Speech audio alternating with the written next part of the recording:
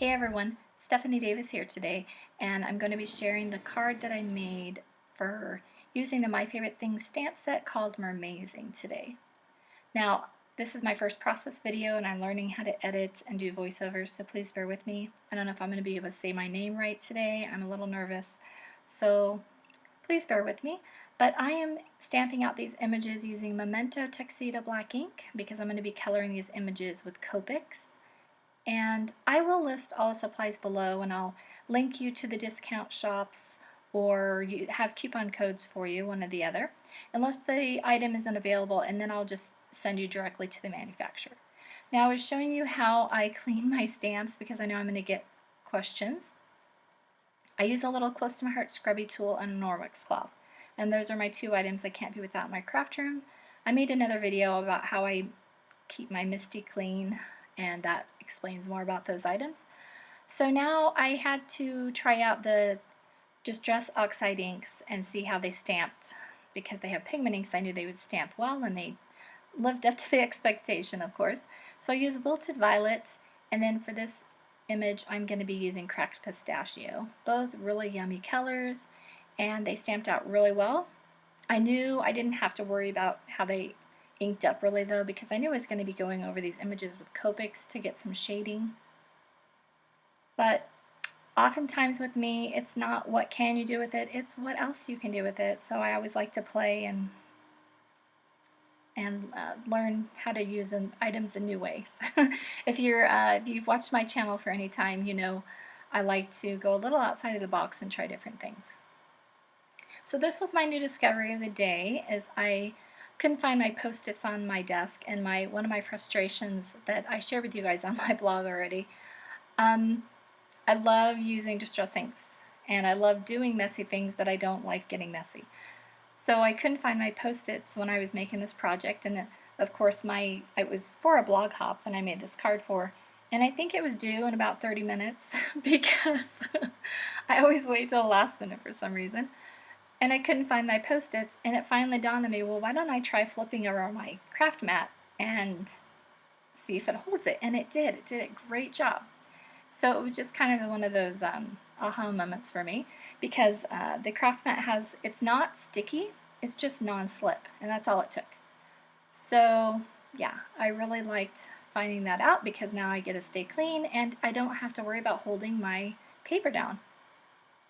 So I blended Cracked Pistachio on the top, and then I flipped my mat around just so I wouldn't get any of the wet pigment ink on my arms. And now I'm using the Broken China. And these blended beautifully. I wasn't surprised really, I knew they would.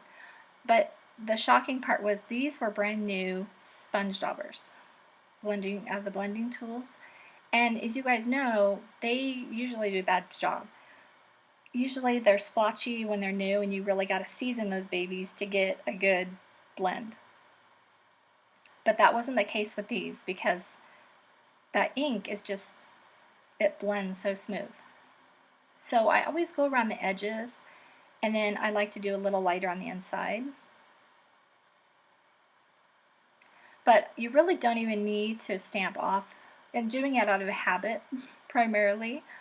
But I really didn't even need to go and stamp and blend any of this on scratch paper. So I just keep going back and forth between the Broken China and Cracked Pistachio, trying to get a smooth blend, and it really does it pretty effortlessly. But I just like to play. And I was showing you so my hands stayed clean. So now I'm flipping it back over and using the regular side, which I'm going to smear some paint on, which I know a lot of this will be repetitive. I've told you on my blog how I do this. This part is nothing new. I always smear a little bit of the Distress ink on my mat, and then I have a little ball jar that it's really used for canning, but I use it for making homemade chicken stock and for splattering paint all over my craft room. So I'm using a silver black velvet paintbrush, and I pretty much only use the number 6, even though I have some more. I grab that one every time, and I just add a little bit of water and splattered it. No rhyme or reason. I really like to get 3 different sizes. I try to do some big, some medium, some tiny. And I'm making two because I wanted to have a bottom, and then I was going to pop up this card, so I know I needed two panels. So now I'm using my Gansai Tambi watercolor set. I'm using the white and the silver to get just a little more added interest to the cards. And yeah, I really like some sparkles, so I load up the silver. I already had to order another one because I use that all the time.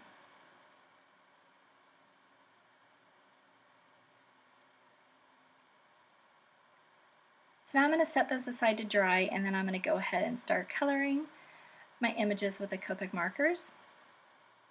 So I'm trying to remember to set the colors to the side, but again, I will have them linked below.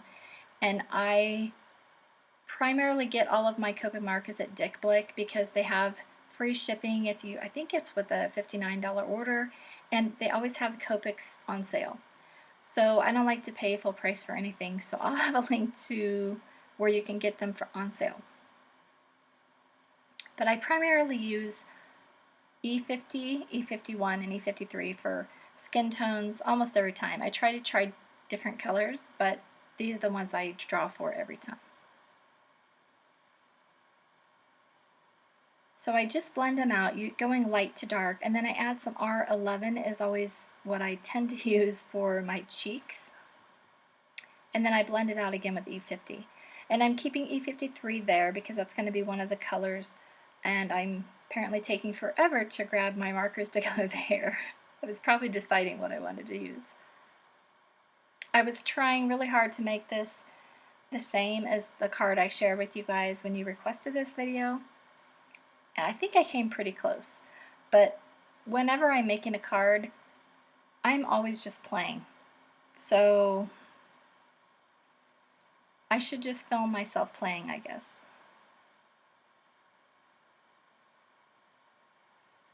So with hair, I'm still learning how to use Copics. So with everything I do, I'm not telling you it's the right way to do it. I'm just sharing with you how I do it, which is usually the fastest, easiest way, but having fun and enjoying yourself. So I just blend out the light colors first, and then I get a little darker, and then I save my very darkest color for the last, and then I don't blend it out again because I just like the contrast of the light and dark, and I think it looks nice. But hair is one of those things that it's still tricky for me, and I've been coloring with Copic markers for, gosh, I think almost 2 years.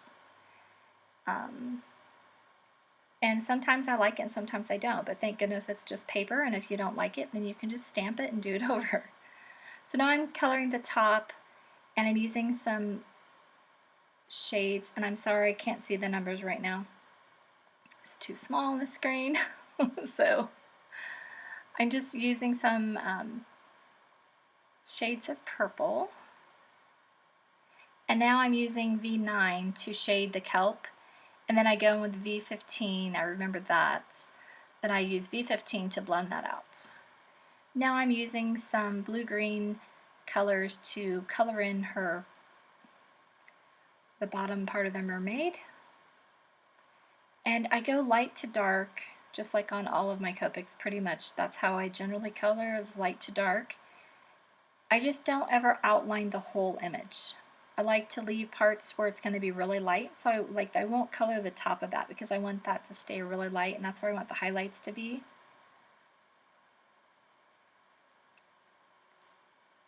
So I'll go back and blend that out, and I decided I needed BG10 also to give it more, make it even lighter and blend it even more. And then I just went randomly and added a bunch of dots. Like I said, if you've watched any of my card shares before or visited my blog, I like to use a lot of dots, and I just like to play and add a little more something almost always. So now I'm pretty much blending a really dark shade of blue-green with a light shade because I didn't want it too stark, but I really wanted some depth. And I liked the way this turned out. And I believe this is BG49. in BG23. So I'm just adding some dots here and there, and then I'll go in and lighten it again with my lightest shade. I kind of go light, medium, dark. And if you're just starting your Copic collection, I really would like you to know that you don't need all of these shades. You really just need a light, a medium, and a dark, and then you can fill in using those colors. It's fun to have more, of course. I always tell my husband if he doesn't know what to get me, he can always get me more Copics. But now I'm coloring the sea kelp.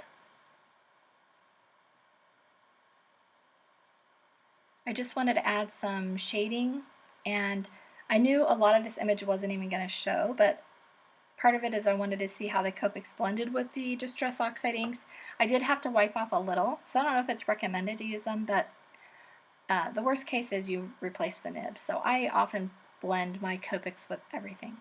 So now I'm coloring the rock, and I'm just using some warm grays and blending it out quickly.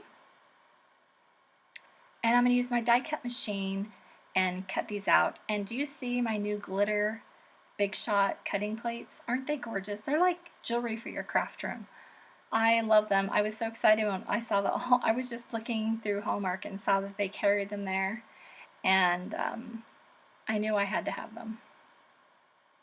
So I cut out my images using the Mermazing dies. And then now I'm seeing which panel looks better, and I wanted the one that had the bigger flux. So first I'm going to die cut the bottom panel, and I'm using the Lawn Fawn outside in stitched rectangle stackable dies. And then I think these are called Ocean Wave border dies, but again, I'll have them linked below to wherever I can find the discounts for you guys. And I just did that in thirds, and I'm going to pop them up in different levels. So putting my die away so it doesn't get lost, apparently. I apologize, I don't know why I didn't cut that part out. So now I'm doing my second panel.